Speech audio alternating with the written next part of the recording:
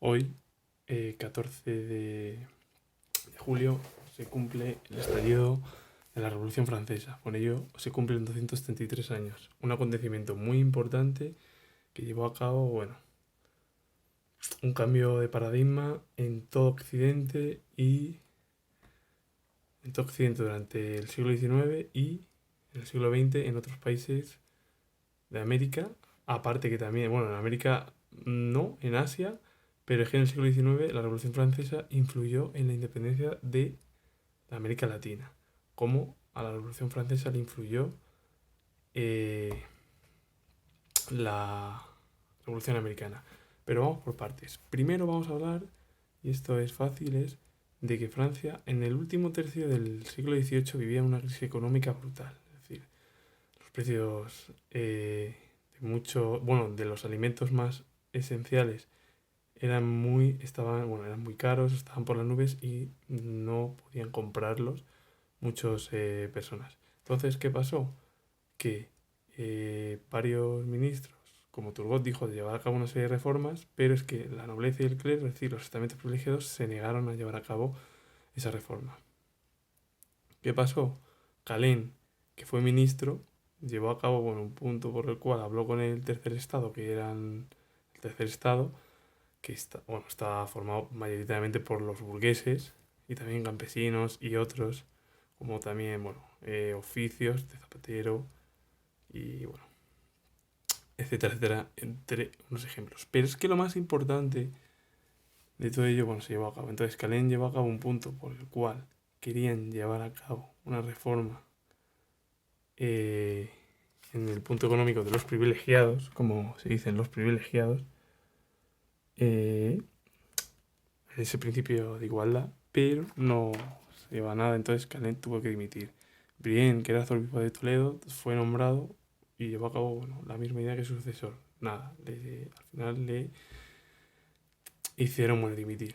Y por último, el banquero suizo Netker llevó a cabo las reformas, pero es que tampoco sirvió de mucho. Entonces ello dio lugar a que eh, y decir que la aristocracia o la nobleza convocó a los estados generales que no se convocaban desde 1114. Entonces, ¿qué pasó? Que dio lugar a que se llevara a cabo la Asamblea Nacional. Que la Asamblea Nacional está formada, como he dicho, principalmente por burgueses y eso produjo lo que, lo que he dicho del tercer estado. Pero burgueses y otros estamentos también están dentro del tercer estado. Entonces, ¿qué pasó? Que el tercer estado, con la Asamblea Nacional, decían que querían que Francia tuviese una constitución y que no se iban a disolver hasta que se promulgase la nueva constitución por el país. Y esto es también, influencias a lo mejor de varios países europeos, como el parlamentarismo inglés, que también pasó por una revolución, la gloriosa, que, derrocó, sí, a el monarca Carlos I de Inglaterra, etcétera, etcétera. Y, fue ejecutado. Y con ello, este es un ejemplo, o el ejemplo también de la República por ejemplo, de la República Helvética, Suiza, o más que la República Helvética, las Provincias Unidas, que también era una república. Bastante porque se independizó también de la corona, de la corona de España en el siglo XVII. Y ese es uno de los ejemplos en el que vieron. Aparte también la Revolución Americana, también fue muy importante en todo ello. Y lo que dio lugar, a que quería una constitución. Entonces, ¿qué pasó con eso? Más tarde esa constitución se denominó Asamblea Constituyente Nacional, después de lo de la Asamblea Nacional. A partir de ahí llevaron a cabo la reforma, llevaron a cabo los pedimentos, se pidió lo que querían y llevaron a cabo 5 puntos importantes, como el decreto de abolición del sistema feudal. ¿Qué quiere decir esto? Pues eliminar el diezmo, ciertos impuestos que tienen que pagar el tercer estado y que todos esos impuestos los pagasen todos. Eso es uno. Luego, por ejemplo, es la declaración del derecho, de la declaración de derechos del hombre y del ciudadano. Esa declaración viene de la Declaración de Filadelfia, es decir, de la nueva Constitución, el único país de momento, bueno, unido con Gran Bretaña, también que tenía una Constitución, pero vamos, más era Estados Unidos. ¿Qué más decir de todo ello?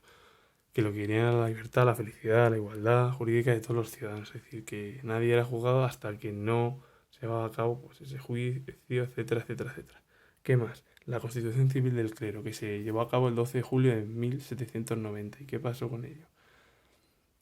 Bueno, esa Constitución, que ya el clero no dependía ya del Estado. Durante la Edad Moderna, el clero dependía del Estado. Del Estado no, de Roma. Y Roma elegía a los papas en cada Estado. Entonces ya no, ya dependían del Estado francés.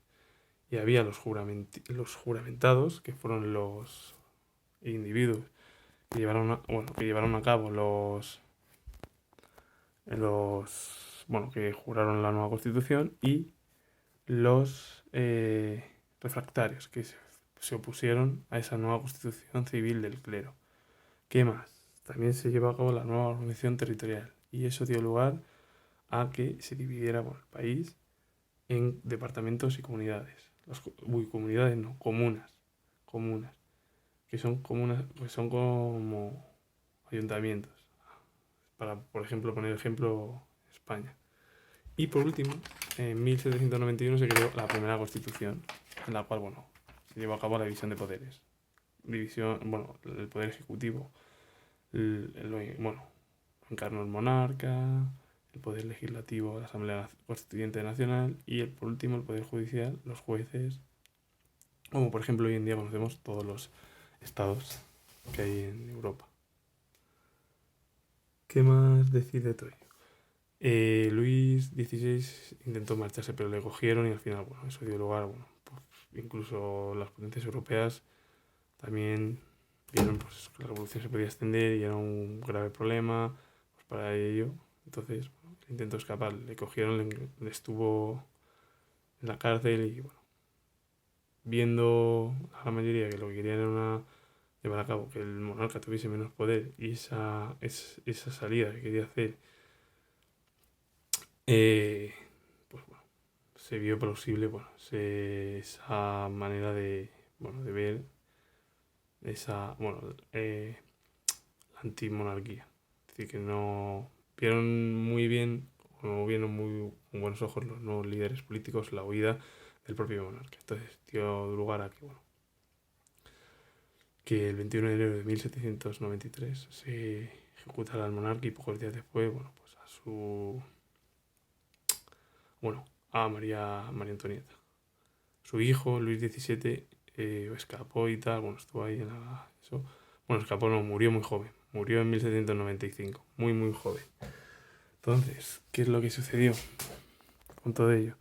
Que a partir de ahí, comenzaron la convención, que estuvo principalmente liderada por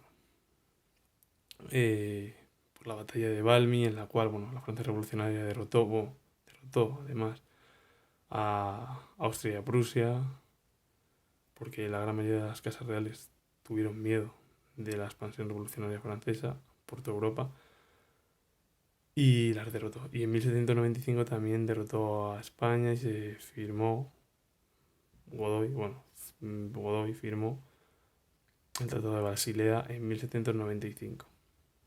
Y en 1700, el tratado no, la paz de Basilea. El Tratado de Ildefonso se firmó entre ambos países, en la cual España y Francia iban a convertirse en principales aliados. Frente al principal, eran aliados. Aliados. Entonces, ¿qué más puedo decir de ello? A partir de ahí, en 1796 se declaró esa alianza, como he dicho, y durante ese periodo, entre 1793, se llevó a cabo una nueva constitución por parte de los jacobinos, de esa manera, que fueron los que llegaron al poder. Pero primero voy a hablar de los principales partidos que hubo. Estaban los girondinos, que eran revolucionarios moderados. Su principal líder era Bissot, que Bissot además fue un escritor y aparte líder, bueno, de los girondinos, de esa manera. Y bueno, político francés también, lo añado. Y, por ejemplo, ¿quién fue el líder de los jacobinos? Pues Robespierre. Robespierre que fue abogado, escritor, orador, político también. Y jefe de los jacobinos, como he dicho, junto a Danton, que bueno, eran los principales. Y bueno, luego la llanura, que era el partido bueno, que quería bueno, mantener esos privilegios desde 1789, es decir, querían la propiedad privada, el derecho a la propiedad privada. ¿Qué pasó? Que entre 1792, 93 y 94, bueno, se produjo bueno, una revolución, guerras civiles y, bueno, la ciudad de Vendée fue una de las ciudades más masacradas durante el periodo revolucionario y con ello, en septiembre de 1793, a este periodo se conoció como terror, porque se persiguió a muchos líderes, tal, y bueno, fueron ejecutados muchos líderes y Robespierre, aparte de perseguir a los principales líderes de la oposición, persiguió a líderes de su propio partido. Entonces, ¿qué pasó? Que el 27 de julio de 1794 fue ejecutado. Él y y él y sus amigos. Entonces, llevó a cabo, bueno, la convención termidoriana, que bueno, era una república un poco más conservadora, tal, y que bueno, llevó a cabo una serie de reformas no tan fuertes y lo que quería era acabar más o menos pues, con todo lo sucedido en el periodo de la convención montañesa o jacobina. ¿Qué querían llevar a cabo? Bueno, primero lo que llevan a cabo es que querían era yo diría que se llevan a cabo, bueno, una nueva constitución, la de 1795. Eh, También se creó el Consejo de los 500 y el Consejo de los Ancianos. ¿Qué hace el Consejo de los 500? Consejo de los 500. El Consejo de los 500 se encargaba prácticamente, el Consejo de los 500 se encargaba los 500 de elaborar las leyes. ¿Y quién las aprobaba? El Consejo de los Ancianos. Entonces, lo último al final, de esta manera, y bueno, aparte del sufragio censitario, solo podían votar quien tuviese, bueno, primero bienes en aquella época o algún nivel cultural, decir. Bueno, ya sabemos cómo. Y que el Poder Ejecutivo quedó bajo el directorio. Pero hay algo, por ejemplo, que es muy importante también de entender. Entre ya 1795 y 1799 ese directorio sería a lo mejor ese periodo que se conoce, anterior incluso posterior más a la República esa conservadora, en la cual lo que quería era intentar evitar cualquiera, ya sea pues eso, el absolutismo o a los partidos más, por ejemplo, jacobinos o los Sanculot, que por cierto los Sanculot dio lugar a que el gobierno de Robespierre, que era el que mandaba en su momento, cayera con ello. No apoyó y cayó ese gobierno. Y al final sucedió lo que he dicho en el vídeo. ¿Qué más puedo decir? Bueno, que entre ese periodo, entre 1795 y 1799, bueno, pues empezaron, por ejemplo, a llevar a cabo, bueno, el directorio. Pero ¿qué pasó? Más importante. Esto es decir, en 1799, Sieyes, que tuvo el apoyo de Napoleón Bonaparte y dio un golpe de Estado para llevar a cabo, bueno, un nuevo periodo, un nuevo régimen en Francia. ¿Qué pasó? Que con ello muchos de los diputados, etcétera, etcétera, se pusieron en contra se opusieron al nombramiento de Bonaparte. Napoleón Bonaparte fue uno de los principales militares que llevó a cabo, bueno, pues las expediciones a Egipto, las expediciones también a Italia, y era, bueno, una persona pues reconocida en el tiempo del periodo revolucionario francés. Entonces, si ella lo que lleva a cabo es ese apoyo junto a Napoleón Bonaparte y su hermano Lucien Bonaparte, viendo que algunos se opusieron al nombramiento de su hermano, dijeron que los detuviesen. Y al final, ¿qué es lo que sucedió? Que se nombró a 3 cónsules, Napoleón, bueno, fue Sieyes, Ducos y Napoleón Bonaparte, esos cónsules. Y justo en 1799 hasta 1804 se conoció como el periodo del consulado. Ya a partir de ahí ya Napoleón Bonaparte se convirtió en emperador. Y bueno, ese es el periodo que hizo más o menos esa última década, lo que llevó a cabo Napoleón Bonaparte, que fue bueno, la expansión de Francia.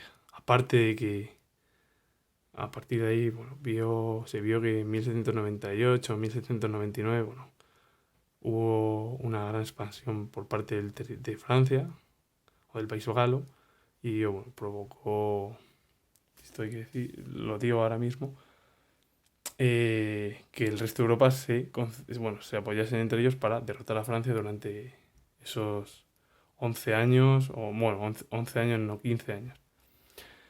Y con esto finalizo hoy el día del asalto a la Bastilla, que se produjo el 14 de julio de 1789 y que, bueno, propició, bueno, como he dicho, uno de los puntos fue el parlamentarismo inglés, la República también de las Provincias Unidas, la Revolución Americana y la Revolución Francesa provocó, bueno, pues que el resto de países americanos, bueno, llevaran a cabo su independencia frente a las colonias de España y de Portugal. Así que si os ha gustado darle a like, suscribiros y comentar. Saludos, adiós.